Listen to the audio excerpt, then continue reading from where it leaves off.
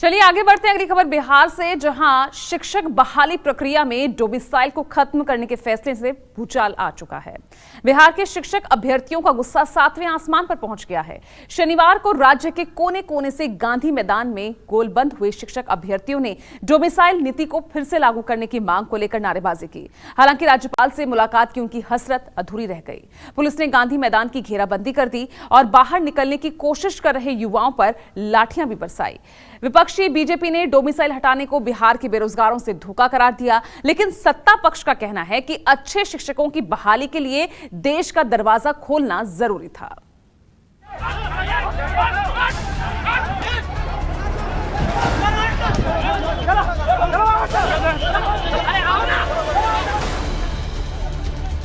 सरकार ने सपनों पर कुल्हाड़ी चलाई, पुलिस ने हड्डियां भी तोड़ दी। जिस गांधी मैदान से कभी जेपी ने बिहार के नौजवानों में सत्ता से जंग का जुनून भरा था, दिल्ली की हुकूमत के खिलाफ संपूर्ण क्रांति का नारा दिया था, उसी गांधी मैदान में आंदोलनकारियों को आतताइयों की तरह पीटा गया, गुंडे मवालियों की तरह घसीटा गया। लेकिन सूबे के सिंहासन से चिपके जेपी के चेलों ने चूं तक नहीं की। गोया गांधी मैदान में कदम रखने की गुस्ताखी माफी के काबिल नहीं थी।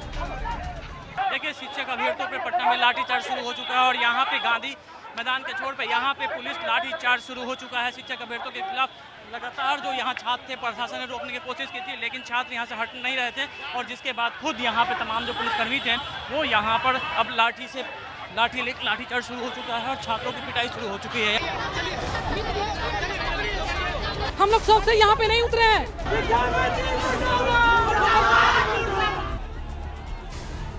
शहरों की नुक्कड़ से गांधी मैदान तक नौजवानों का सवाल सीधा था कि अगर 26 जून तक 2.25 लाख सरकारी नौकरी सिर्फ बिहार के लोगों की थी, तो फिर 27 जून को वो पूरे देश की कैसे होगी? और अगर नैतिकता के तकाजे से ताज़ा आदेश ही जायज है, तो फिर नाजायज नियम बनाए ही क्यों गए?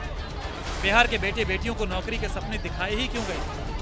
जिस राज्य में सबसे ज्यादा बेरोजगारी थी, क्या वहीं के मुख्यमंत्री पर पूरे देश को नौकरी देने की जिम्मेदारी थी? मजाक चल रहा है यहाँ पे। बिहार में शिक्षकों की भर्ती परीक्षा के लिए पूरे देश का दरवाजा खोलकर नीतीश सरकार ने नौजवानों का गुस्सा मोल ले लिया। चंद दिन पहले तक जो लोग तेजस्वी नीतीश की महिमा गा रहे थे, अब वही लोग खुलेआम सत्ता को गरिया रहे हैं। चीख चीख कर पूछ रहे हैं कि अगर पिछली भर्तियों में गणित और विज्ञान के पद खाली रह गए तो इसके कसूरवार कौन है? होनहार बच्चों को बिहार छोड़ना क्यों पड़ा? 17 साल से सीएम की कुर्सी पर टिकुली की तरह चिपके नीतीश कुमार मौन क्यों? सालों से शिक्षक भर्ती की बाट जो रहे बिहार के नौजवानों का कहना है कि अगर नीतीश सरकार ने नियमावली में बदलाव ना किया हो, बिहार के बाहर के लोगों के लिए दरवाजा ना खोला हो, तो उनके लिए परीक्षा पास करना आसान हो। महज 4 या 5 लाख लोग इम्तिहान में बैठ के हर दूसरा शख्स बेरोजगारी की जंजीरें तोड़ देता।